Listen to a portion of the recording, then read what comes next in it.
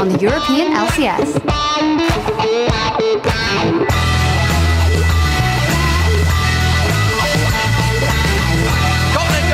Enrique gets himself another, and they're just motoring through the Millennium defensive front line now.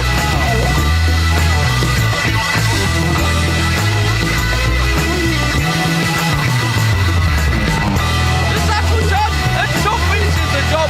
Fantastic stuff from Alliance. Nice. Rocket now 1-7 in the league. They put up a good performance this week, but again, the problems persist.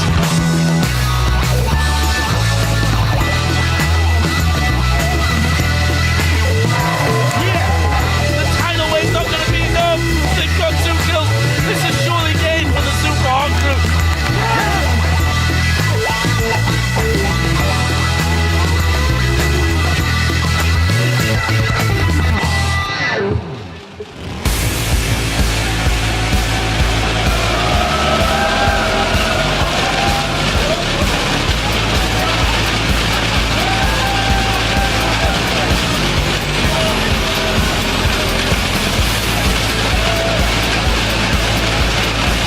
Welcome, ladies and gentlemen, to the European League of Legends Championship Series, coming to you live from our studios here in Cologne, Germany. I am Lee D-Man Smith, and I'm here with Trevor Quickshot Henry once again as we kick off the week 4 of the summer split action. Yeah, well, we ended last week with the teams actually starting to spread out in the table just a little bit, but I would honestly not be surprised to see those gaps closing as we head into today's matches. Yeah, let's take a quick look at the standings before we head into week 4. First off, at the top, it is Alliance. Top of the table, currently riding on a 6-game win streak, and that takes them to 7 wins, 1 loss. And the only current tie in the European LCS is 4th place, where Fnatic and Millennium both have 4 wins and 4 losses, which is not really where we expected to see either of these teams after the spring split. Definitely not. And sitting in last place, we do have Rocket. 1 win, 7 losses. They have actually lost 6 matches in a row, and they will need to turn things around in terms of their performance if they want to salvage the splits at all. And of course, those standings will change as we start the day with an El Clasico match between SK Gaming and Fnatic. The next match, well, it was to be Rocket versus the Copenhagen Wolves. However, the Wolves have had to forfeit due to one of their players falling ill and the team failing to field an eligible substitute in time for today. Yeah, it is a frustration. So instead, we will head into the Super Hot Crew versus Millennium, and we will end today's LCS matchups with Alliance versus Gambit Gaming. The action will continue with the European Challenger Series semi-finals as Alex Sitch and the Ninjas in Pajamas take on Ocelot and Gamers 2. And after looking at the matchups, these are the players we'll be keeping a close eye on this week. For me, first off, it has to be Svenskeren. He was MVP last week and is the man that makes things happen for SK Gaming. He had a 94% kill participation against Gambit Gaming, ending at 8 kills, 2 assists, 2 deaths and 9 assists. If he can keep delivering performances like that, SK will win games with ease, that's for sure. Second up, it is Selfie. Since replacing Moops in the mid lane, Selfie has grown from strength to strength. He faces Kerp and Overpower this week, so will certainly be tested. But the way the Super Hot Crew are playing right now, those are 2 games they should win. I completely agree with you. For me, I want to start with YellOwStaR. He's the man that places the most wards of any European LCS player, with a total of 462 wards placed. That's in 8 games. That is 50 more wards than Vander, who has placed the 2nd most, and over 100 more than Nif at 358. Then, talking about Alliance, it's Froggen, the man in the mid lane. He's got the highest European KDA. He pulled out a Nivea twice last week. He's an absolutely dominant force on any champion, and I want to see if anyone else in Europe can challenge this man, because the answer right now is no. For me, the final player to look at is the silent hero of the top lane. It's a man who always delivers a strong performance. He goes unsung on the side of the Super Hot Crew. It's Mime. He's got the highest KDA in the top lane. He always delivers, and I'm looking forward to seeing how he continues to hold off all of the rest of his opposition. And if you guys want to track stats for these players and the rest of the LCS, head over to LOLesports.com, where you can also watch VODs of the past games, read articles, get team information, and much more. You'll also find the complete schedule where you can vote on who you think will win today's matches. Yeah, submit your choices and we will check in before each match to see who you guys picked. And you can also visit the tickets link at the top of the page to get seats and come see the European LCS live and in person here in Cologne. Come watch your favorite teams and players and be part of the action right alongside us. Yeah, you can also join us on Twitter as well. And today we would like you to know, we want to know as well, which European LCS team do you guys think has shown the most consistent teamwork so far and why? Yeah, it's going to be a tough one to answer, but I imagine the top of the table. Probably got to look at the top of the table. We'll definitely get some favorites. For you guys at home, be sure to send those to us at LOL Esports with the hashtag LCS so we can actually read some of your responses later on in the show. So, it is time, ladies and gentlemen, to get the games underway with our first match of the day between SK Gaming and Fnatic.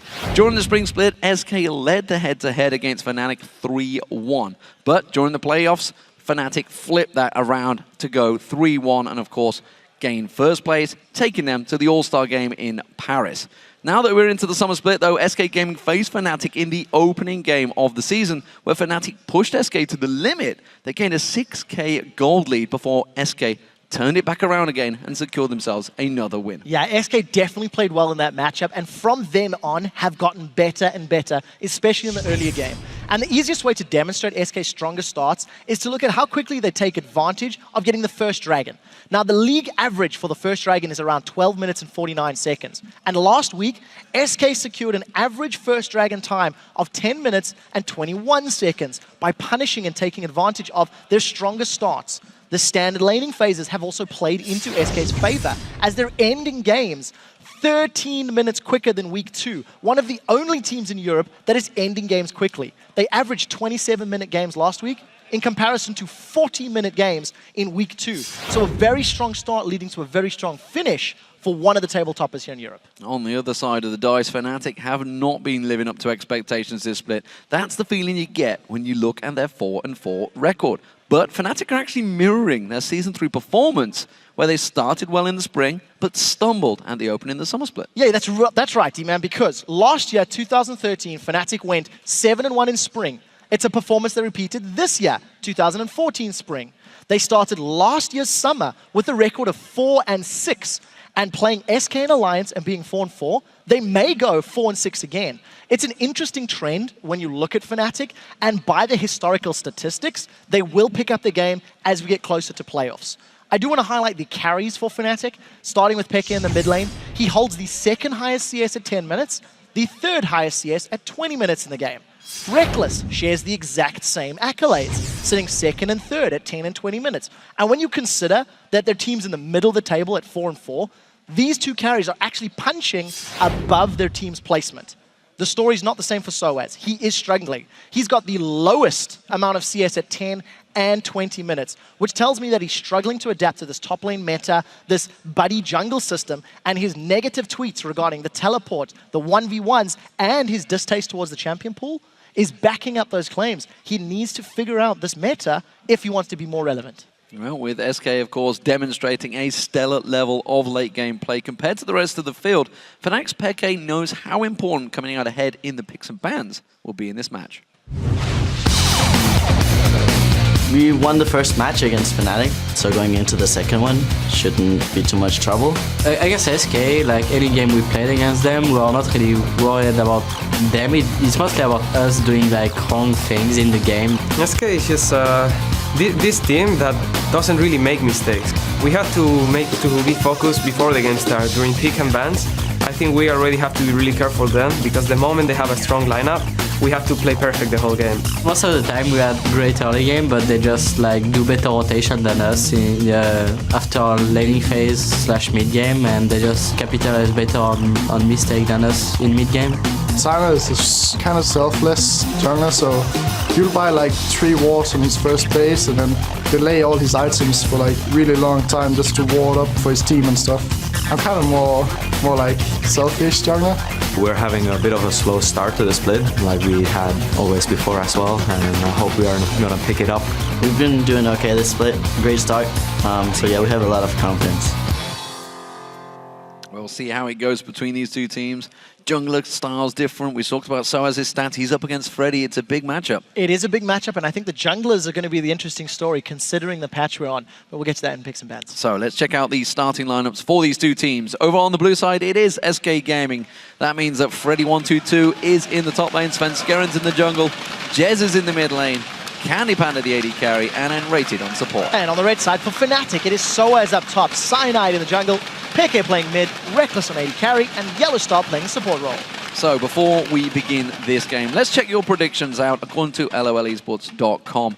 You have voted Fnatic to win this game. 53% though, that is very close. Performance-wise, that's not the way these teams have been trending, but that's a vote you would not have seen 3 months ago, and that's not a vote that you're seeing very often. These very popular teams starting to fall out of favor with the viewers if they're not delivering. Yeah, we're starting to see the swing of the old guard. We saw TSM lose a fan vote just the other week. It's crazy.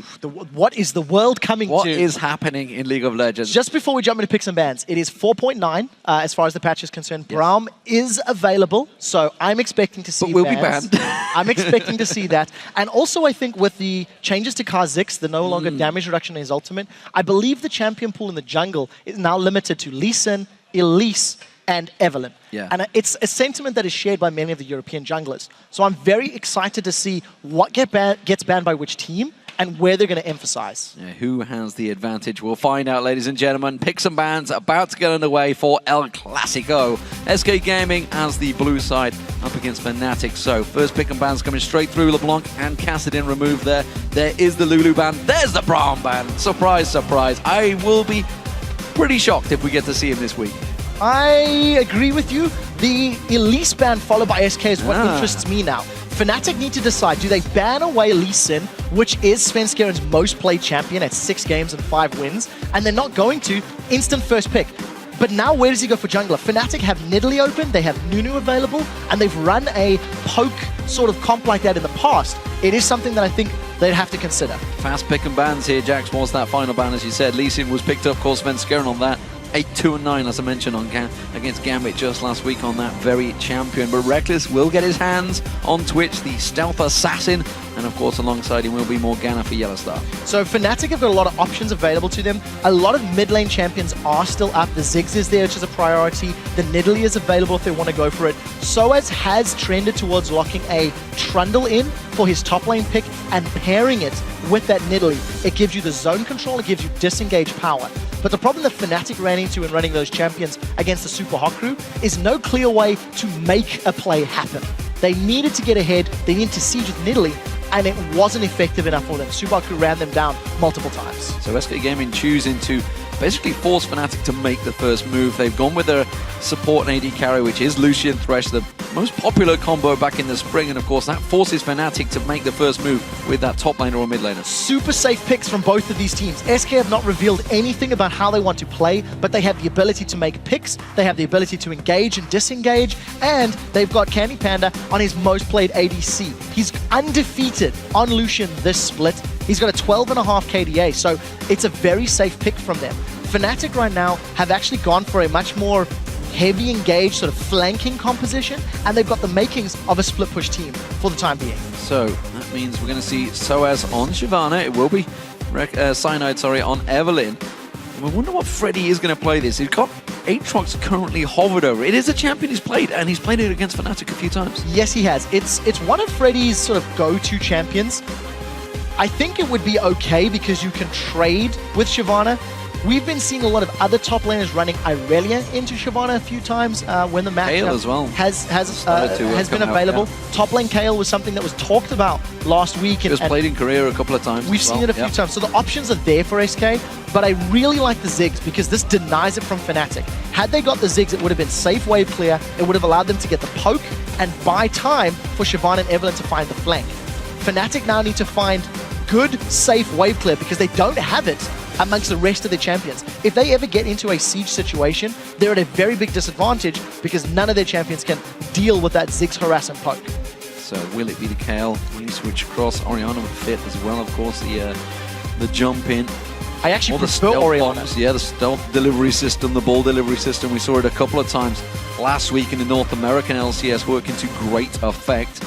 And of course, with that Ziggs in there, SK Gaming played it very safe. I'm interested to see how Freddy's going to work. Of course, we heard him last week. 100% record on Renekton. Didn't choose to go with that one. It will be a switch for Peke. He is going to go with Twisted Fate. So let's quickly highlight the Fnatic comp. They've got the ability to flank for team fights with Evelynn, with Shyvana. But what I do like about their solo lane champions of Shyvana and Twisted Fate, it gives them the option to split push and play the map very effectively. The thing is, Fnatic have to punish Jesiz when his Mega Inferno Bomb is down, because while Fnatic have the tools to play the minion waves in the map, Jesiz on Ziggs can clear them very effectively. Neither team has safe engage. You have to land a Lee Sin Q. Shyvana's going to flank from the side. Evelynn's going to come from behind. Aatrox has to, go for a knockup. So when these teams engage, I think it could be very tentative, because they have to land a perfect skill shot on the right target. Otherwise, there's no Leona, there's no Vi, there's no clear standard heavy engage that we're used to seeing. See how this works out, ladies and gentlemen. With the champions now locked in, who do you think has the lineup advantage? Tweet hashtag SKWin or hashtag FNCWin to @LOL Esports, and we'll see who you think came out ahead in just a few moments. I just want to keep my eye on Peke and wait for him to load up to see whether he switched last minute, because he had Cleanse selected there. Flash Cleanse, he has changed it to Flash Ghost, I was going to say. Ghost Flash on Twisted Fate is your more standard. Yeah, I was like, why has he got Cleanse? There's nothing really that warrants it. And this is something that we were discussing internally regarding last week's games. You've got the Shyvana that's going to need some items and wants to become tanky to eventually affect team fights. Evelynn can affect the psychological presence during the laning phase, but again, needs items to be a big, relevant matter in team fights. If Peke gets a good Destiny off early on, he can affect his side lanes and accelerate the rate at which Fnatic can gain control. So those very first ultimates out of Peke are going to be game-changing. That's how it works out for him, of course, because he needs to get some pressure and up against the Ziggs in the mid lane for Jesiz. It's a champion he knows all too well. Here we go though, ladies and gentlemen. SK Gaming starting out as the blue side up against Fnatic on the red side. The first game of week 4 between these two teams. Last time they met, SK Gaming came out on top despite Fnatic having a very early lead. We'll have to see how SK handle pulling themselves back into this game. You could argue one of the reasons they pulled themselves back the previous time was the experience gained from the jungle camps. One of the big changes in 4.9 is the bonus experience on jungle monsters from the average level of champions has been removed. So what that means is, as Fnatic were accelerating further and further ahead, SK could farm their jungle up and get larger chunks of experience than Fnatic had because of the fact that average level was higher. That catch-up mechanic or snowball mechanic is no longer available to junglers and teams, so it should even out teams that get very far ahead and obviously prevent teams that are far behind from catching up as quickly. Well, as we mentioned, we are on 4.9 here. If you have just joined us, this is the first game of the day. It is only a 3-game day as well because, of course, Roccat have got themselves a forfeited victory over the Copenhagen Wolves, unfortunately. However, in this matchup, it doesn't seem...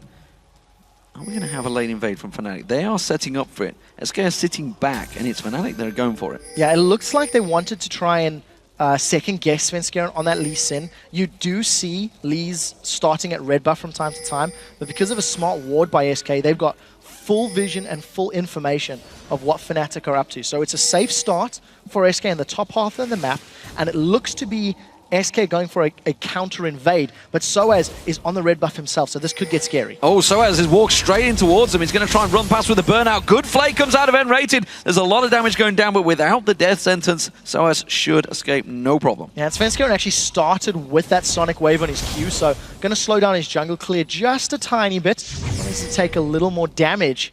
And there's the fan vote swinging heavily in favor of Fnatic. Yeah, 76% of you liking what Fnatic have picked up here. Freddy himself is having a few issues with Fnatic as well in this jungle. Svenskeren does manage to come around and get that red buff stolen away. So something I want to highlight about Freddy locking in the Aatrox. It's a smart pick in the current top lane meta because Aatrox can actually sustain and jungle very effectively. Whenever we look at the top lane matchup, it has evolved from a who does better in 1v2 in CS to now who can sustain in jungle, who can get experience, what's your wave clear, what's your sustain. And Aatrox is a champion that has very high marks in a lot of those regards. He's already got an experience and a CS lead over sOAZ, but we need to see how he makes it work, obviously, once they eventually come toe-to-toe.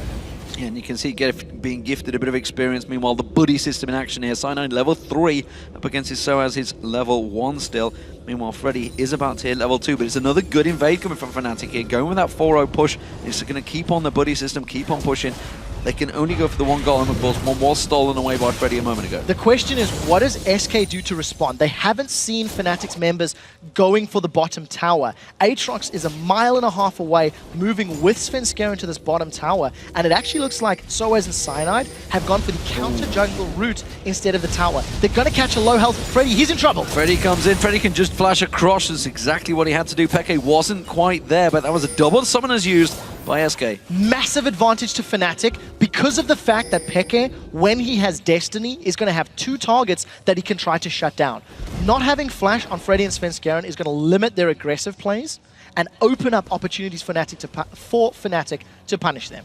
Okay, so we've got a difference in playstyle as well between the duo lanes. You can see down the bottom, you just got a glimpse of it. That tower almost down. Fnatic pushing hard on that one. Meanwhile, the top lane, you can see CandyPanda, he's just freezing the lane out there, holding it still. Hasn't really pushed. They're going to catch Jesiz. Jesiz is going to get caught out. Stun card comes in there. It's a good play from nRated though. Here comes the teleport. Freddy's going to join this party. Dark Binding does not land. They can turn it back around. Freddy doesn't quite get the knock up in time. 4 members of SK continue to chase. Svenskeren does land the Sonic Wave, but they don't choose to follow on Cyanide. Ghost and Flash burned by Peke. It looked like Fnatic had caught SK out, but a very quick response by the teleport on Freddy and landing the skill shots by SK counters the play. So no first blood secured, but very strong start by SK. They've been pretty proactive in response to Fnatic, considering the counter jungling Fnatic put down.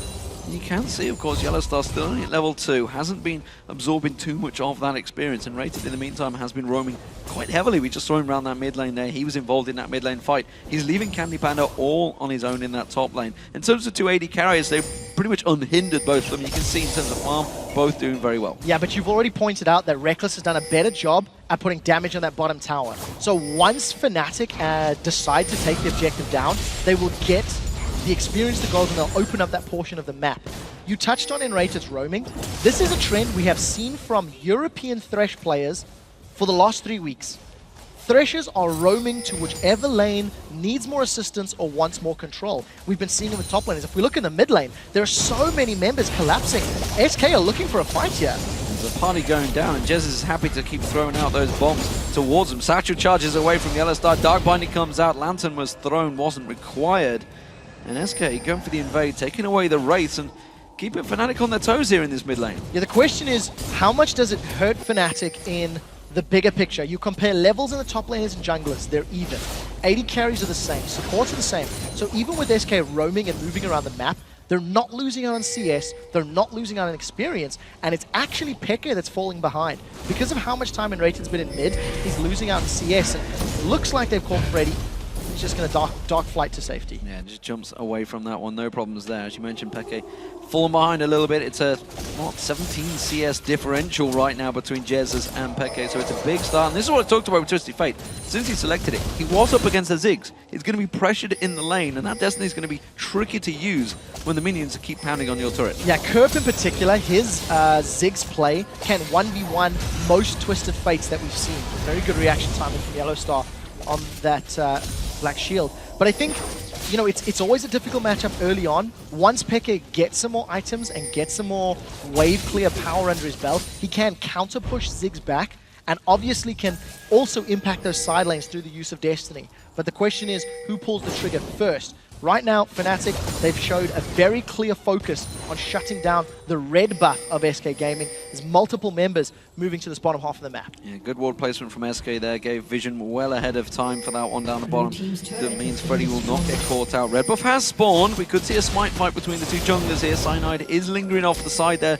We do see just coming around the side. YellOwStaR joins him. YellOwStaR gets hooked in with a death sentence. They try to slam on towards him. But now Fnatic are going to turn this one around. Peke comes in. Mega Inferno Bomb lands. That is going to be Rekkles with the first kill there on towards Svenskeren. Very well played by Fnatic. They had SK on the back foot.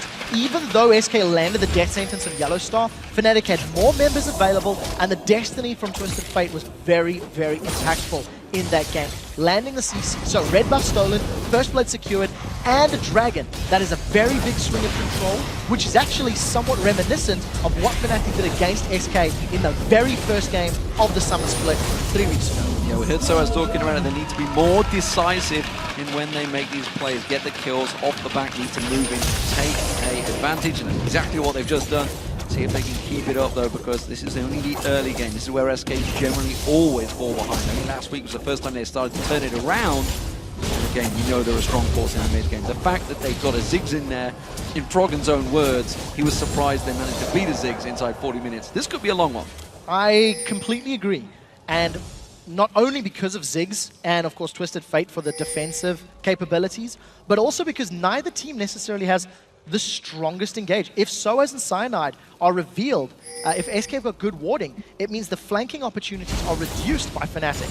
So the onus is on SK to make sure they have proper warding and make sure they have the information to work with. Now, this is a 3v2 in the top lane, but nRated misses the death sentence and nothing's going to happen. Yeah, Cyanide is making his way up. Doesn't look like he's needed, as you mentioned. It was a 3v2. They had the number advantage. SK going to continue putting the pressure on. Destiny is not available for Peke, but of course he's being held prisoner in the mid lane by Destiny. So I do want to highlight the fact that nRated has played 3 games in a row now on Thresh, and he's definitely improving since the spring split performances. Oh, that's the culling being thrown down just onto YellOwStaR for poke.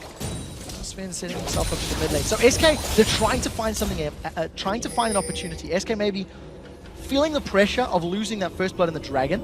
CandyPanda gets away with his life. That was close. You can see Sven, he wants to make something happen. He hasn't been as dominant as he was against Gambit last week, and it's because Fnatic have been invading the jungle. Fnatic have forced SK to respond to Fnatic's movements, and because they're dictating the tempo, they're keeping control of the game. I do feel if they let up, SK have the tools, they have the death sentence, they have the Aatrox, they have the Lee that can regain control and force Fnatic onto the back foot. And of course, Freddy, with his passive, his Bloodwell, he should be able to 1v1 up against Rekkles for a fair period of time here. Of course, it gives him that safety net once that Blade of the Rune King is built. Yeah, there's a 2-level deficit though. So theoretically, from a stats perspective, I would probably agree. There's a knock-up, a slow, Freddy's got built-in sustain. At the moment, there's a big difference. But yes, but coming late game, 2 levels between them is a very big problem, and the item difference. I mean, you know, if you compare Rekkles, he's got that Bilgewater Cutlass, he's got his Berserker's Greaves.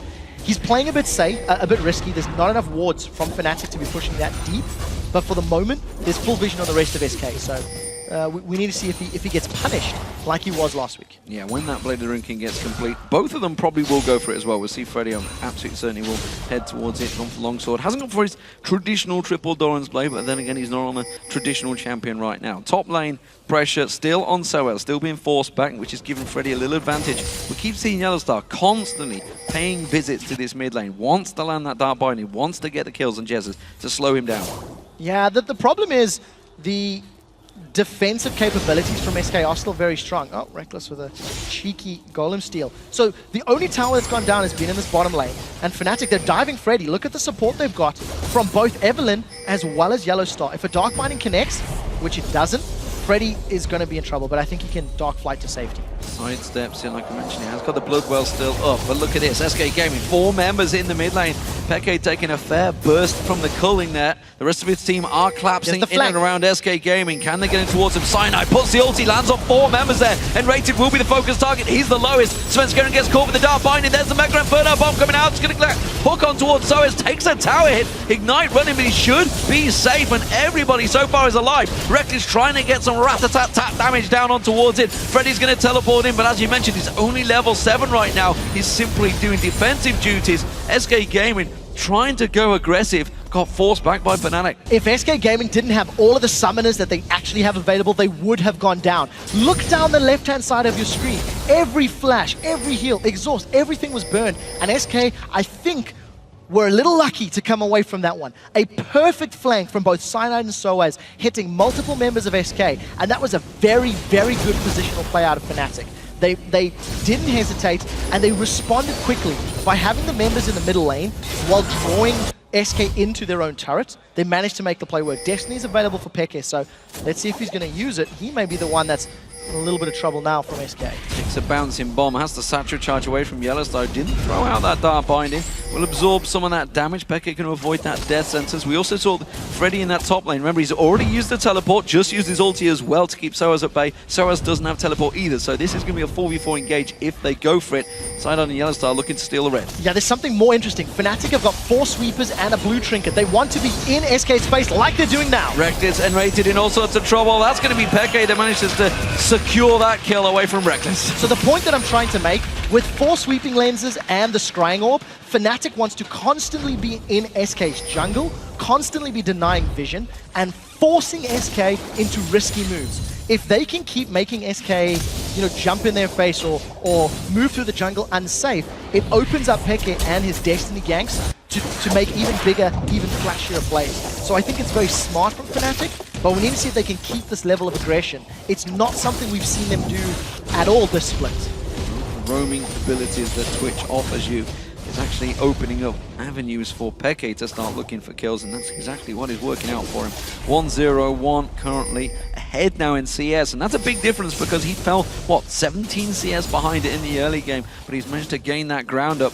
Pink ward being cleared by nRated, almost got caught out again there. You can see Fnatic were gathering, but with the dragon alive, this is going to be the fight they're looking for. Yeah, now nRated still does not have access to the box because he's been roaming a little more and has not been sitting in a lane by himself. He doesn't have access to his ultimate, whereas YellOwStaR does with those Soul Shackles. Teleport is not up for Freddy either, and you see sOAZ coming down. So Fnatic instantly with a numbers advantage and the level advantage for the following team fights. CandyPanda caught out there. They didn't decide to go for it, but there's going to be the Destiny. Peke is deep though. The rest of his team haven't really followed through on this one. Mega Inferno Bomb comes in. The death sentence lands, but it doesn't matter. The damage is there.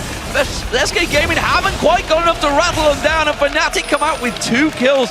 Very lucky, I feel, there. Peke and YellOwStaR so low, but they get the kills. 5 versus 4, and there was no top laner from SK Gaming, so Fnatic were always going to have an advantage. Sven does have Smite available. He's looking for it. We'll see if he's going to go. He's going to land the Sonic Wave. He's going to run out. He's going to have to go any second. Now he's left it too late. Yeah, that's going to be the Dragon. So, tower was picked up by Freddy in that top lane. It wasn't all lost for SK, but it's a good turnaround once again. More kills and another Dragon. This is what we talked about in the pregame. Fnatic have the ability to play the map, and they can they can play like a split push game. But they knew that Freddy had used his teleport, and they punished him for it. Look at your minimap. So many members of Fnatic coming from multiple angles. It's actually very difficult to pull off this sort of pincer type of move, because if SK had got all the damage down into YellOwStaR, instead of playing a retreat game, they could have killed him. But they didn't, and even though Peke was hooked, they'd already killed CandyPanda, so no more bombs, no more auto attacks. Fnatic get away from it. And I'd also question that Mega Inferno Bomb. It went directly up to Peke. Yeah, if it just gone a couple of centimeters to the right-hand side, it would have been on 4 members of Fnatic. Could even picked up a kills, could even turn that fight around. Wasn't quite on point though. nRated and YellOwStaR once again going at it. Another Dart Binding lands. YellOwStar starting to find his eye on them, starting to put the damage down. Rekkles. And look at this, the rest of Fnatic all moving in towards the top there. Freddy has to back out. This has to be the 5th or the 6th time that Fnatic have grouped up to invade SK's jungle. nRated can't even, get his wards down because there's 4 sweeping lenses on the side of Fnatic. They've got a numbers advantage in the top lane, and it does look like they may make a move on the tower, but keep your eyes on CandyPanda. He's pushing the bottom lane as well. So SK even on towers, but they are 4,000 gold down. Destiny used. That's going to be Peke coming down to the bottom. Purely defensive Destiny this time around. Will wipe out those minions there. CandyPanda fancies putting some damage down. It's a good turret trade, but 2 turret hits is not exactly what CandyPanda wanted there. No, it really wasn't. Uncharacteristic misplay from CandyPanda, putting himself in turret range and eating that gold card. It was very apparent that Peke was looking for it. Good pink ward place there by SK. Actually, Rekkles ran straight past it. Didn't manage to clear it out. It looks like sOAZ is going to miss it as well. So SK with a good vision game. And if you look at the wards, they also have better vision in the northern half of the map.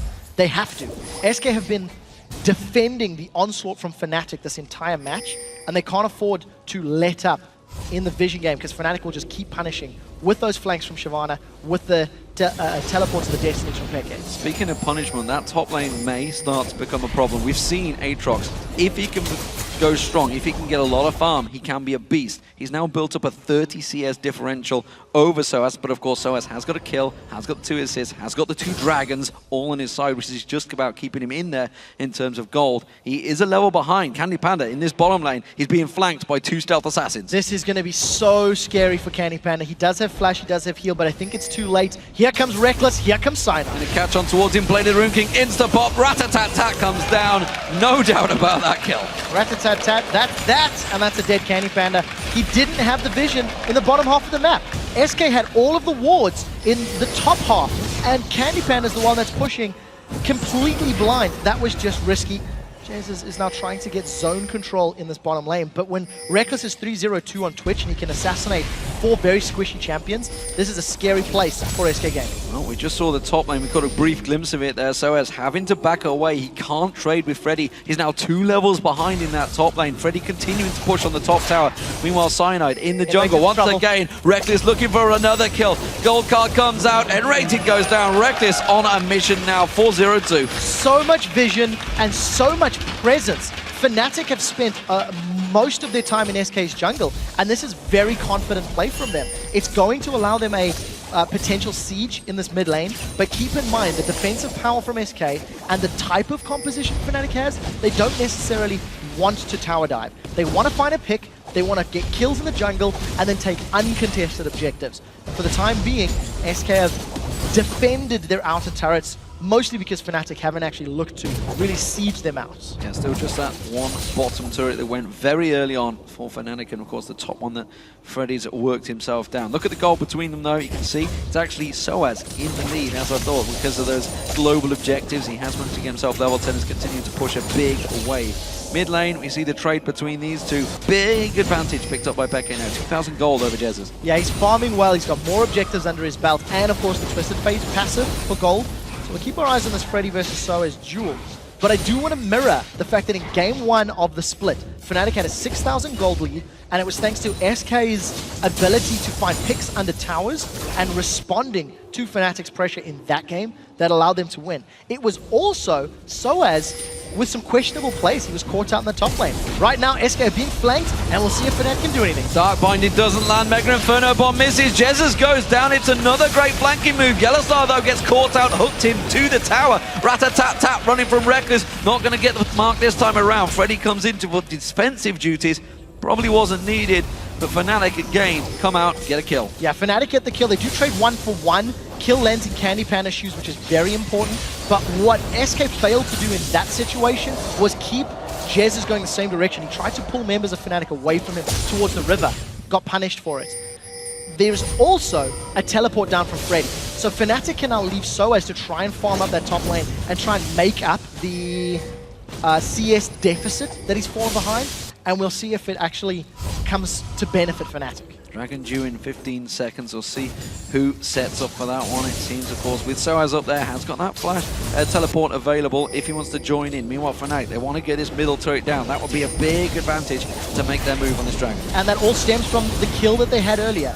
They get about 30 to 40% of the tower damage off, and I really feel that if Fnatic do not find picks, they can't challenge for those objectives. Previously, in the 5v4, they got Dragon, now they got Jesiz again. Jesiz caught out, Satchel charges away, but quickly gets caught up. Now Freddy locked up by another great Dark Binding. The Lantern used, but surely that means it's another Dragon for Fnatic. It has to be, because Dragons respawn, Fnatic have had absolute control of it. Not only are they going to get the Dragon in a few minutes, the middle turret goes down, sOAZ is going to get the top turret. This is all stemming from that fight in the mid lane where they baited Freddy to use his teleport. Fnatic are just in absolute control, and there's very little SK can do other than putting more wards up and not being caught. They've been caught so many times already. Big gold difference. This time around, 8,000 gold. Surely they can't mess this one up this time around. Fnatic have a good advantage. 22 minutes into this game, looking strong so far. That mid lane Peke has been roaming around, and it's all been because of this man, honestly, Rekkles. He's been looking for those kills and getting them. 90+% kill participation with his 4-0-3, been involved in almost every move that Fnatic have made. Yeah, if memory serves, last week Rekkles was 0-3-0-4 at one point.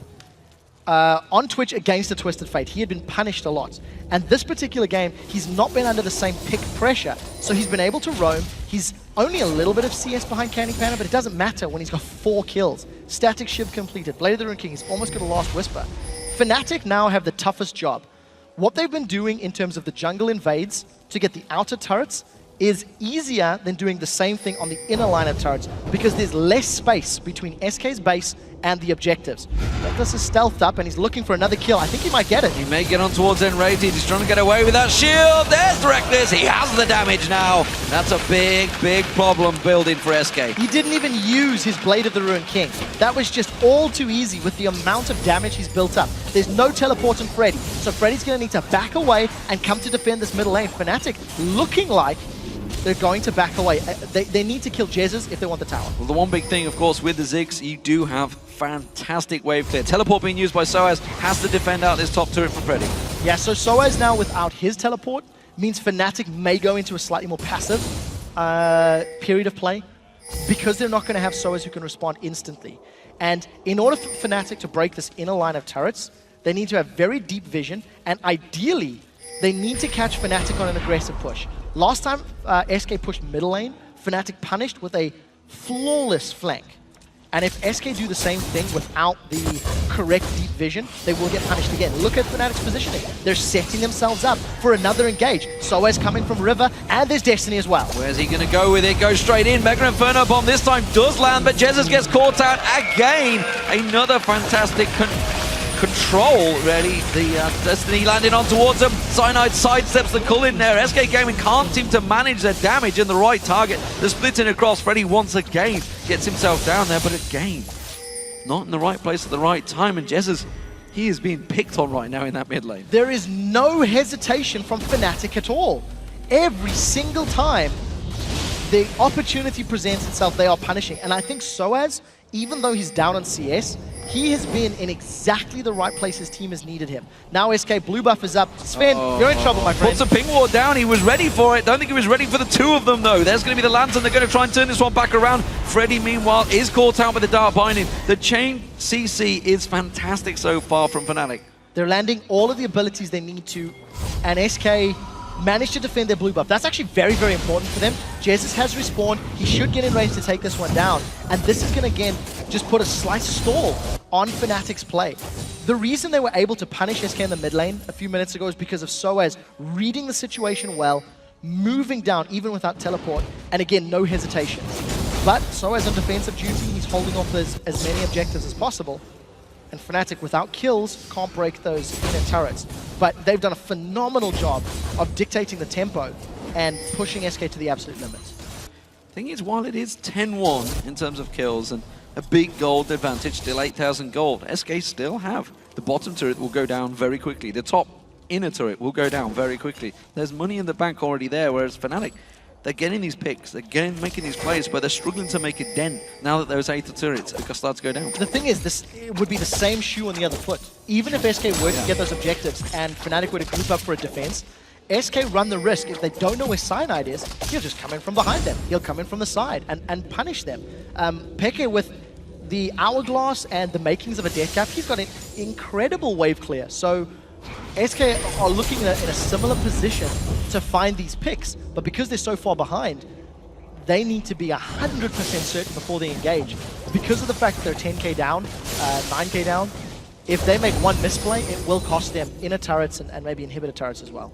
Well, we can see Freddy starting to get some of that tankiness built up, and the Zoma will be coming out very soon. Meanwhile, sOAZ his counterpart, you can see, full tank build, no problem there. Going to be the man that throws himself into the team fights. Freddy in that mid lane trying to put some pressure down, but not really creating anything at the moment because Fnatic have spread across the map. They've gone with pretty much one in the top, one in the bottom, 2 in the mid, quite easily jungling. They have full control of the map right now. It's what we expected from them. And the problem that SK have, they don't know where Twitch or Evelyn could be if they don't have those pink wards down, which means if SK ever want to engage on Siobhan in the bottom lane, They know Twisted Fate with Destiny could engage. They don't know where Evelyn is. They don't know where Twitch is. So it means that SK have a difficult time of dealing with the split pushes of Fnatic because they have so many more factors to put into the equation. Cyanide again, looking for another flank. sOAZ could come in from behind the turret. Fnatic, I think they want another fight. Cyanide looking to come around, but he's going to get spotted a little bit too early this time around. The Dark Binding does land, but it's only on nRated. There's going to be the dead sentence. sOAZ comes around the side, nRated will go down. It's Rekkles with yet another. sOAZ tanking out the turret again. Look at the map. Freddy on the top lane, not with his team. He may get the turret though, so it's an objective for death. Objective for death is something SK will be happy about, and I wasn't anticipating Fnatic to go for that confident of a tower dive.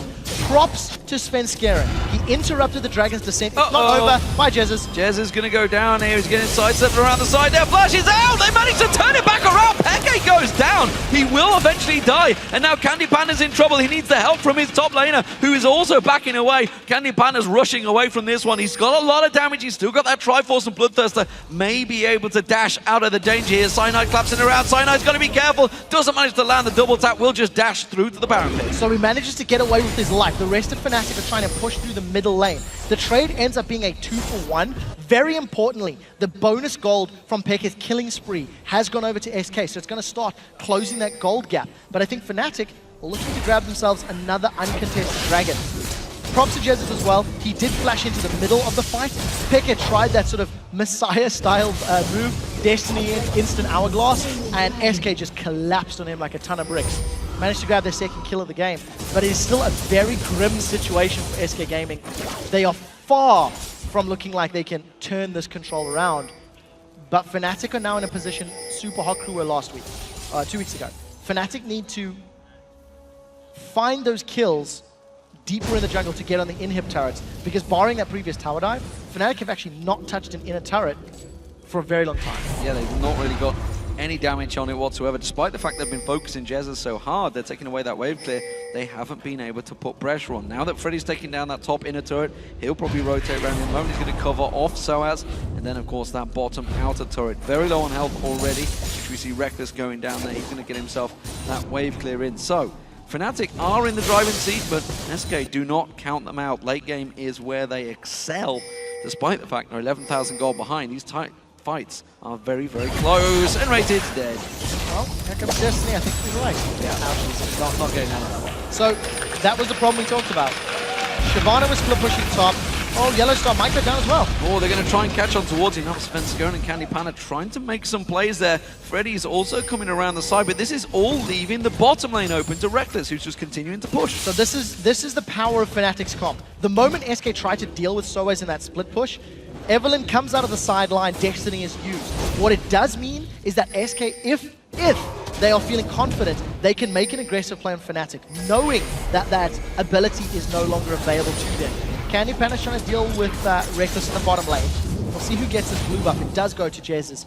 So good blue buff control. The previous two have gone to SK Gaming, and they've pushed Fnatic away, which just means Jesiz can continue to wave clear and defend. Close your eyes if you've got nRated on your fancy team. 0-6-1 is not going very much his way so far. SK feeling confident, clearing out that mid lane. They don't want to push too far past the river though. You can see Rekkles rejoining his team, but they are all starting to back off, spend some of that well-earned gold. Double Randy and Zoma now stacked in, sOAZ and Cyanide stacking them. And you talked about earlier, of course, the Death Cap, and Zonya's now completed for Peke, along with that Beams, which he started out with. Rekkles, he's a monster, 6-0-6. Blade of the Rune King, Static Shiv, Last Whisper, and it looks like an Infinity Edge is going to get stacked on top of that. This is my favorite game that I've seen Fnatic play all split long, because from the 12th minute, they had that Scrying Orb and they had 4 sweeping lenses. They have been playing the map exquisitely. They have denied and strangled every resource SK have had. And the moment SK have made any play, pushing a tower or looking to go challenge Dragon, Fnatic have been ruthless in their initiations.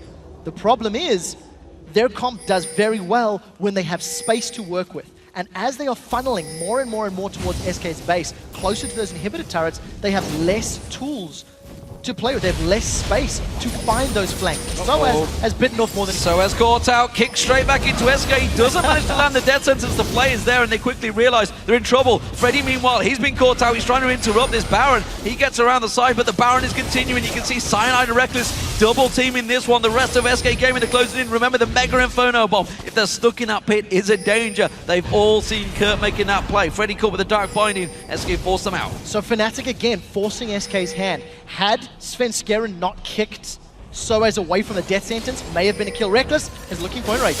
Oh, is he going to get caught out? No! That's going to be the Zhonya's. Is it enough? Peke is going to come out of this one. The culling is bad from SK. It doesn't quite land in the right place. Peke does get nRated down. Freddy's Bloodwell pops. Now he's going to go down as well. That's surely the Baron for Fnatic. That's going to be the Baron. They do still have to deal with the poke of Jesiz, but he's on such low HP. We didn't see Peke teleporting behind the SK members, using that Zhonya's Hourglass just perfectly. It's not over yet. CandyPanda's got a lot of HP, but they caught him. Has the dash away, gets caught with the stun, and just look at the damage going raining down on towards him. Jesiz off the side though, he's taken Fnatic low. This is still a dangerous Baron, and they realize it. They're going to have to sidestep here. Svenskeren trying to keep vision away. It stopped Fnatic doing Baron for now. So that's actually still a trade that SK will be happy with. They lost CandyPanda, but they prevented Fnatic getting the Baron. Fnatic, all in all, grab themselves 3 kills, and they force SK's hand.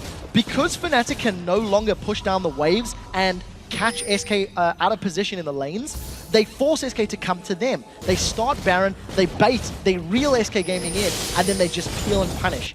Destiny is going to be available very soon. Peke is using it absolutely perfectly, and it is allowing Fnatic just all of the room in the world to do what they want to do when they want to do it. Remember, Fnatic has some tough games this week. SK Gaming chasing Alliance at the top of the table will not want to lose this match because they're going to fall maybe some ground to them. At the moment, it is Fnatic in full control, though. Look at the gold. You can see giant advantage to Fnatic in that 17-2 kill count, which everybody playing solo queue would absolutely love to see. And nRated caught out this time around. YellOwStaR uses his ulti, but nobody's going to follow up. Here comes Peke. Peke gets locked in. Jesiz goes down. Mega Inferno Bomb hits absolutely nothing. And that is SK getting wiped off the map. Svenskeren again locked up. Peke does go down. It is a 1-for-1 trade, and you got to wonder how the hell nRated got out of that one. Svenskeren absolutely will not get out of it.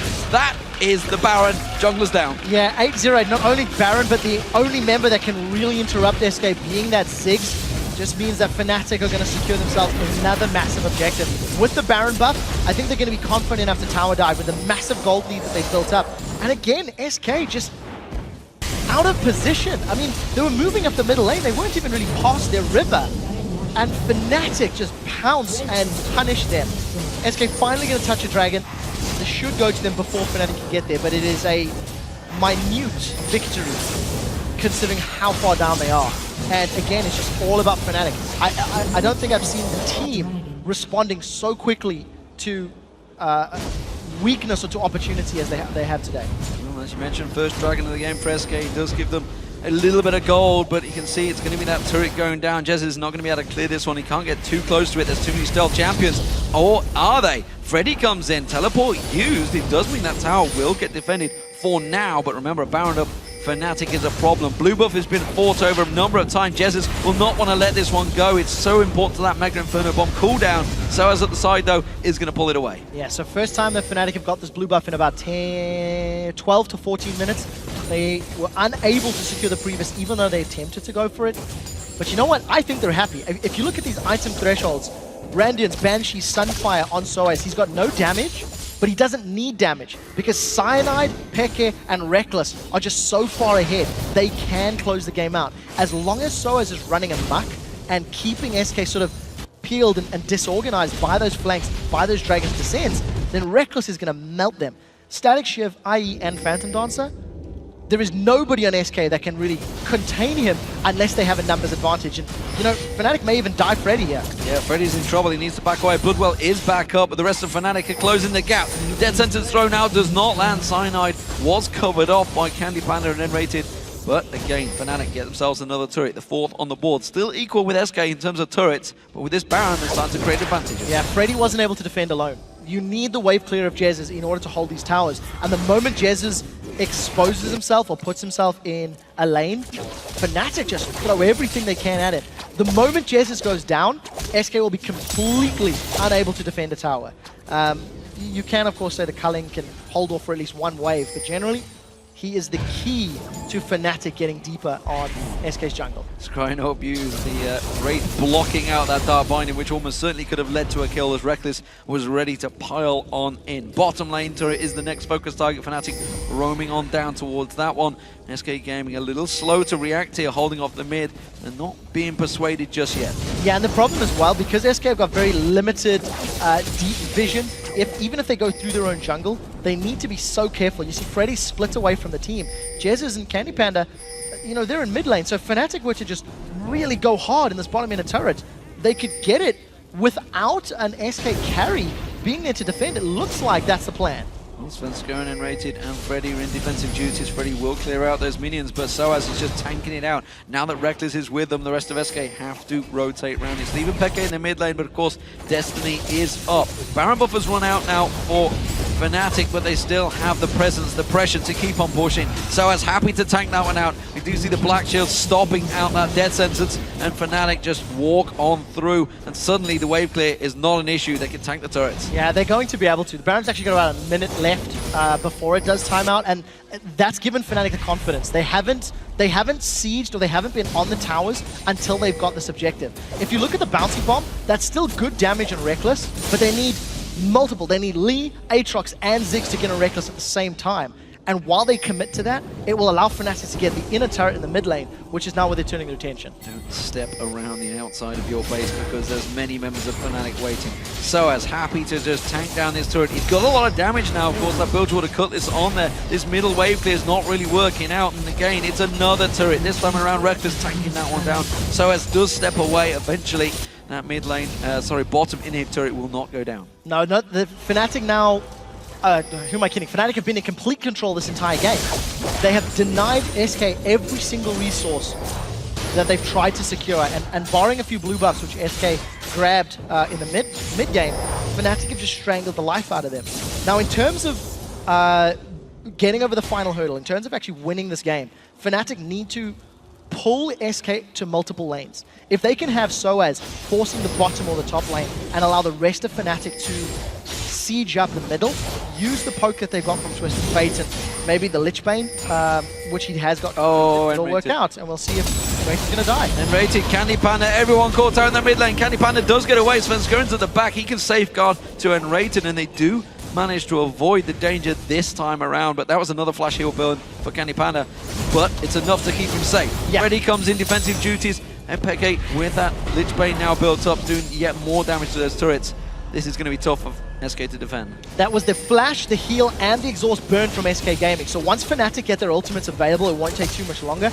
They will be able to just reinitiate that fight, get the kills, and then go for those objectives. So Fnatic opting to look for picks before they look to split push. And I guess that is also smart, because if you do go for that split push, you open yourself up to SK finding a death sentence or a sonic wave type of play that could give them kills and maybe break that 8-0-8 killing spree that Rekkles has built up. sOAZ is on a killing spree of himself. There's a lot of bonus gold to be had if SK can make the kills happen. And of course, xPeke 100% confident to go in with that Zhonya's Hourglass on him now.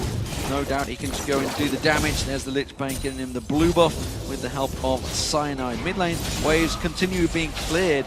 This is down to Fnatic to try and break the siege now. Yeah, it really is. And Fnatic with a GA on Cyanide and just the ridiculous amount of tank stats that sOAZ has built up have got the ability to tower dive as well. I mean, sOAZ on Shyvana has got 298 armor before he goes into Dragon's Descent form. He's got himself a Bilgewater Cutlass. He's going to get his Blade of the Ruined King. So if he jumps onto CandyPanda, he's actually going to be able to run down CandyPanda, zone him from a fight, and deal with him 1v1. So Fnatic, 20,000 gold in the lead. 40 minutes, they've got a Baron to their name. It should be respawning in the next minute or two. It looks like they're going to be maybe playing another Baron, but it's actually 30 seconds before Baron is played. Well, you know, if you're in the fantasy and of course have Fnatic in your team and you're looking at these stats, you'll be happy for this game to keep on continuing, just like I am against Freak. YellOwStaR doing a fantastic job for me there, and Fnatic as well as a team. But overall, Fnatic, they've just been in full control. This is what we talked about. SK so often struggle in the early game, but generally manage to reel it back in. But because they got caught out, assassinated so many times, it's just not happened this time around. Baron respawned, Fnatic are in position to go for it. Really concerted effort to control from the laning phase. Once Fnatic got those kills, they used the champions to continue to invade. Baron is available, SK are a little split up and they're so far down on gold, they can't afford to get caught. It looks like Fnatic, they have the option to go for an engage. sOAZ is not the man you want. No, you don't want a death sentence on there. Freddy's trying desperately to pull anyone towards him. That's some good damage on Rekkles. Gets kicked straight back in towards it. Rekkles goes down. Freddy now going to get focused on towards it. He do manage to see that's going to be a kill on towards Jesiz. Jesiz going to get locked out. Cyanide's next focused in. Cyanide's got that GA. It's going to get popped out there. nRated low. Peke's going to come back around the side. He's back in there. Freddy pounces on towards him. Blood well used. The rest of his team are needed to come around here, or he's just going to be the sacrificial lamb. I don't understand why they're not chasing him down. Why were they not helping Freddy out? Sven was too low on HP. Had he been there, he would have gone down as well. Unfortunately, because of the indecisiveness, CandyPanda is going to drop. That is a 1 for 4. And if xPeke had not dived the backline for Jesiz so hard, that could have been very, very different. Jesiz was forced away from the fight, as was Peke. But SK putting up a strong team fight, considering they are 20,000 gold down. Pay very careful attention to how Peke is going to use his Destiny to go for Jesiz, and this is just going to become this cluster of 4v4, and you know, them focusing each other out. We didn't actually see how Peke got the kill. Wow, that burst. But again, same story. Had Jesiz gone into the fight and put some more bouncy bombs on this cluster, it could have worked out. nRated with a good death sentence catches Peke over the GA of Cyanide. CandyPanda and Sven, the forward to back away. So unfortunately for Freddy, he just got left to the wayside. There's not a whole lot you can do about that. Yeah, Freddy is the man that makes the calls for SK. Obviously was the one that said, I am the sacrificial lamb, along with the rest of my team that's going to get caught out. CandyPanda, you got to argue, maybe should have got away earlier. You talked about if sOAZ can get on him, he's in trouble. We saw it right there. Svenskeren may well be in trouble himself here. If he comes around that corner, Dark Binding does not land. There's the Lantern that's going to get them to safety. Destiny? Just right now, Destiny is going to go in there. They're going straight for Baron. They're going to get it. There's no big Inferno bomb, so steal potential is mitigated. Easy Baron for Fnatic. They've got so much damage, and now it looks like they still want to fight. sOAZ can jump in there with his descent. So confident going 1v5 there, no doubt about. Even stands and dances. Yeah, Gets his boogie on. Gives a little boogie to SK. This has got to feel good for Fnatic, as I mentioned. They went 3-1 in the league during the spring split. It was not a game they often won, but this time around they are looking so strong in the league. 23-4, and of course, at 4-4, this is an important victory for Fnatic if they can get it. It's a very big turning point for them in terms of their play style. Just the way in which they've made use of the jungle invades and the invisible Evelynn and the invisible Twitch is just, it really is phenomenal. So we do see the Fnatic, they've got all the way down. Oh, they've caught Cyanide! They've caught Cyanide out, but they can't follow up on it, and there is Peke taking down that tower. So much burst damage on them cards right now, taking out those turrets. sOAZ happy to just tank on through this one while the rest of his team cause problems. The knock-up not there because the Banshee's fail doing enough. That's the mid lane inhibitor going down to Fnatic as they continue putting pressure on. This turret's going to go down. Look at that. Peke and Rekkles combined just destroy that turret where it stands. SK Gaming desperately trying to cause a fight here, but they've got nothing. Svenskeren's going to get locked up there. Nobody helping out with the safeguard, continues to get locked up. But Fnatic, they don't want to fight. They're just taking the turrets and minions. Yeah, they're taking the objectives, which is what their focus has been. We do see Destiny coming out. We'll see if Peke is going to go aggressive. He's going to use it just for information. This is the first time that Fnatic have successfully done that split push, where they left sOAZ in the top lane because Freddy was not in the front line. Freddy wasn't able to actually help in defending that mid turret, and it just allowed Fnatic to get super minions. So with Baron, with super minions, this is all dead Candy. CandyPanda comes around the corner. There's a goal! God, no, is he going to take him? No, he gets away. Didn't really have the vision just around the corner. CandyPanda, well, he's got to give nRated a hug for saving him on that one. There's so much damage from Peke. Voidsoft, Deathcap, Lichbane, I mean, that's a fully stacked mid lane, a 9-11. Rekkles on the other side, I mean, he can insta-gib anybody as well. Fnatic have got the damage to back up anybody they catch up. And unfortunately for SK, they've been caught out 23 times this game, which is resulting in just decimation from Fnatic's side. I mean, YellOwStaR's even grabbed himself and needs a large rod. You know your team's doing well when you've got Mikhail's Crucible, Locker the Answer Laurie, and a needlessly large rod on your support Morgana. CandyPanda needs to sort that cough out. I keep looking in the bottom corner, seeing him moving that microwave coughing away, so hope he recovers soon. At the moment though, Fnatic continuing. Just that bottom inhibitor turret is up. Of course, the inhibitor didn't get taken down in that top lane yet, so it may be a focus. You can see sOAZ in there, he's giving it some poke, giving it some...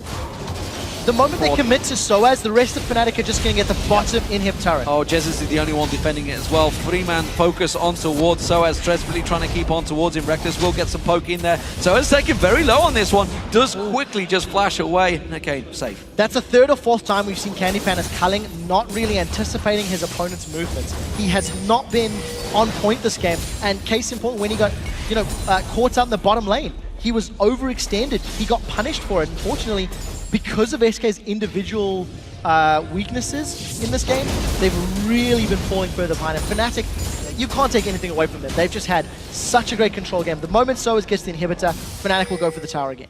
CandyPanda is going to try and keep him away, but now with a GA complete for sOAZ, I'm not sure CandyPanda wants his fight. Peke's going to come in, has to flash away, gold card, and it's a two-shot victory for Peke. Death Fire Grasp has been secured in place of the Athene's Unholy Grail. That should be the game for Fnatic. They're going to get the inhibitors and they're going to be on the Nexus. Yeah, that's the third inhib going down. Rekkles will take that one down. The Nexus turrets will not hold any defensive duties. Freddy dives in, just trying to desperately get something from this one. Mega Inferno Bomb. Everybody from SK bomb rushing in towards Fnatic, but it's all just to naught because they're just going to drop straight down again. Peke gets himself another. It's a 10-1-10 rat, a 10-2-13. Peke in the mid lane. 19 assists for YellOwStaR. Fantastic performance. Fnatic absolutely dominating that game. It took them 48 minutes to close it out, but it was a solid victory. Mind-boggling control. From the opening minutes of that game, they made a very, very clear statement that they were going to be controlling SK Gaming's jungle and getting in their faces. And I don't think I've ever seen a team that decisive with non-engaged champions. I mean, Shyvana and Evelyn were in SK's face every single time they could. 3-0-15 for sOAZ, 3-0-15 for Cyanide. These are all fantastic stats, with what? 27 kills overall, 23 of them involving Peke. This time, Twisted Fate worked out perfectly for him. We talked about it at the start, and it was Rekkles. Rekkles was roaming, starting to create the play, and it just gave basically 3 assists or kills for Peke just to come in, assist his AD carry, and these two carriers just dominated the game. It's what we talked about in the pregame, how the Twisted Fate needed to get good ultimates in order to allow those flanks. Needed to get good Destiny ganks to get control for Twitch, for Shyvana. Now, he didn't need to go directly to the lane, because what Fnatic did to circumvent that laning phase is they forced SK to react. They forced SK into positions where they needed to group up early. And because they grouped, they're just like, well, Evelyn and Shyvana just happened to be really good against grouped enemies. And you got to wonder, really, how many times people will caught out. And Fnatic are very good at getting a pick comp. That is probably the tactic that works best for Fnatic, in my opinion. They are very good at basically ganking people out, hiding in bushes, catching someone out. But you've got a question. I mean, obviously, ward control was a problem because they had 4 sweeping lenses so early on. But every single time it was nRated or Jesiz just a little too far out of position in lane. So the thing is, in the early game, SK's wards were fantastic. They had much better vision than Fnatic did. But I do think they weren't anticipating that speed at which Fnatic engaged on them, because they had very good vision in the top half of the map. The problem is there was a decision mistake because vision was top, CandyPanda's pushing bottom. You're like, why? What was the thinking? You weren't aware of where people were. And what Fnatic did very well is they forced SK into positions where they couldn't commit to that same level of vision. And once they couldn't commit to the same level of vision, their compositions just punished harder and harder and harder. So is this the big sign that Fnatic fans wanted to see? Is this Fnatic back in control, taking down SK, who were second in the league? So I would say it's one game. I would also say it completely caught me off guard. I wouldn't be surprised if it caught SK off guard. The level of control, the level of coordination. What it does mean is the next time these two teams face, this is the level that they will be anticipating. And we need to see how Fnatic do tomorrow if they can bring the same level of aggression and the same level of in-your-face gameplay, because it is quite uncharacteristic from what we've seen over the last 8 games that they play. Well, historic Fnatic fans would love to know, I'm sure, that Lamia actually is back as well. The Season 1 World Champion AD carry, he's in the Fnatic camp right now. He was upstairs, I just had a chat with him. So it's good to see the AD carry back from his trip to Asia he was for a good year. I learned to play Ashe watching him and hoped to emulate the Pentakill Master. Yeah. And, you know, I just, for Fnatic, the confidence boost that this game is going to give them, hopefully can carry through for the rest of the games, and we need to see if they can pick it up. Well, Shox and Deficio are standing by with YellOwStaR, so let's send it over to them. Thank you very much, D-Man. I'm Ifje Shock supporter along with Martin Deficio Lunge, and we are here with Fnatic support YellOwStaR after that win versus SK Gaming. And what a flashy win it was. Let's take it back to the beginning. In picks and bans, a brown ban coming in for you guys. We've heard before that sometimes you guys struggled in that phase, so what was the strategy in this one specifically? In the banning phase, we just ban the OP champions, even though there are too many. We just try to target what's the most annoying to play against, and that's pretty much what we did. I have to ask though, what is it Braum does so well, seeing as you guys banned away? Why is it so annoying? I don't know, you see the big guy running on you, like his passive is really OP. He just hits you once and then you can proc the stun really fast, and it's really broken, so I think he's really powerful. Well, we might see him here later today, but you guys banned them out. So tell me, what was the comp focused around for you guys? A lot of flanking elements in there. They had Ziggs, which is really powerful. He can stall games so long. And we had Evelyn and Twitch, which are really strong at pickoffs, and that's why we add up TF. And I would actually like to know from you, because again, we see a lot of roaming now here in the early game. AD carries are actually the ones who just stands by themselves to farm, and then 4 members run around the mid lane for both teams here. For you as a support and one of the shot callers for Fnatic, of course, how is it for you to play in this current meta, and what do you actually think about it? Well, I did a good choice. I mean, I'm not AD anymore, so I have more impact on the game. Yeah. I mean, it's really good. Like, we have to be really aware of what's going on the map. You have to do a lot of calls, and I think it makes the game less boring because a lot of action is going on, lots of skirmishes, and I really enjoy that. Yeah, and in this game again, you were roaming a lot, and a central element for you guys in the early game were the trinkets, 4 red ones and 1 blue one. Tell me about the strategy to kind of choke SK out of their own objectives in that early game. Well, I think they did a mistake, since you normally play on the other side of the map. Like, especially when we caught Aatrox and Lee Sin at the race, they shouldn't be there normally because we have more members. So pretty much they had to use 2 flash, and then we were just using that advantage with TF once he turned 6. And I think we played this game pretty well. Yeah. Absolutely, the early game, very impressive. Yeah, 100%. And I actually want to talk a little bit about Rekkles as an AD carry, because in this game, of course, on Twitch, he was the guy who stealthed around, and Peke could join in here with his ulti. For you, when Rekkles plays a Twitch like this here, what do you actually think of him as an AD carry? Is he the best in Europe at roaming around, or what do you think? Well, he is pretty good at on many ADs, and Twitch is kind of a playmaker because he can go around, sneak in, and yeah, pretty much we just have to protect him, and as long as he gets kills, he's going to carry. Yeah, and actually you guys say that positioning is so important, he has to sneak and get around, and it was so central in team fights as well. We actually have an example of one of those team fights in the late game, where SK actually got pretty close to doing very well in those fights. We're going to pull it up on the screen and let you talk through it, because very interesting moment here. Yeah, so just quickly to set up a little bit for you. Of course, you guys have been trying to get the Baron for a few minutes here, been baiting SK out, catching them, killing them a few times. And obviously for you guys, you need to get Baron to actually close out the game against Ziggs here. The interesting thing for me in this team fight is, and actually for you as well, did you know xPeke was going to teleport behind Ziggs here? Or were you just full focus on the team fight? If you actually just roll the clip, you can start talking over it and explain it as things happen. Yeah, so we pretty much knew that we were stacked and they were split. So it's my bad that I put a black shield on sOAZ. But the thing is, Rekkles didn't call that he was going really deep, so I should have put my black shield on him. And then, like, Cyanide calls to target Lucian, but we cannot because they have a lot of melees and we take a lot of damage from their AoE. But we just call to backwards, and then we just kill them little by little. And at the same time, it really shows how far ahead you guys are. Yeah. Your AD carry dies early on, and yet even though xPeke is in there, I know he was killing, of course, Jesiz down in the mid lane, but you can still stay in there, you can survive it, and CandyPanda, of course, goes down here in the end because you just want to buy some time. But for me, it's just very awesome to see how you guys can split up as a team very fast. xPeke can go one way, kill it, and you guys stay together, and of course, you take the blame for the black shield. I respect that. One final question. As we saw here, as said, the Zig's annoying to close out against, even if you're that far ahead. You did have a little trouble closing it out when you were this far ahead. Do you relate that to the other problems you guys have had in the mid game recently, or what do you make of this as a game? Well, everyone has bad times, you know. We just have to analyze what we're doing wrong, and it takes more time to fix the issues than pointing them out. So give us some time and we'll be back.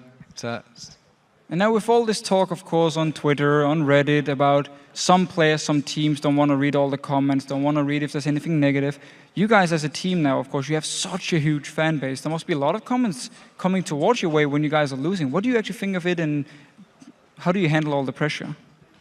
Well, personally, I don't really get touched by these comments because I'm always the guy who's motivated to win. So even if we're on the ground, I will just stand up and carry my teammates on my back even. And, you know, some are just weaker. And we're just a family, so I'm just here to help them out. And, yeah, we try to ignore, like, if it really hurts, like, some comments really hurts, but it's fine. Like, we have our winning time and we have our bad times, so we'll be showing up on time. The best answer, of course, is a win like this versus SK Gaming. Congratulations once again, YellOwStaR. We're going to take a quick break, but don't go anywhere because our day is just getting started. And as a reminder, due to the Copenhagen Wolves' forfeit against Roccat, our next match coming up will be the Super Hot Crew versus Millennium. We'll be right back.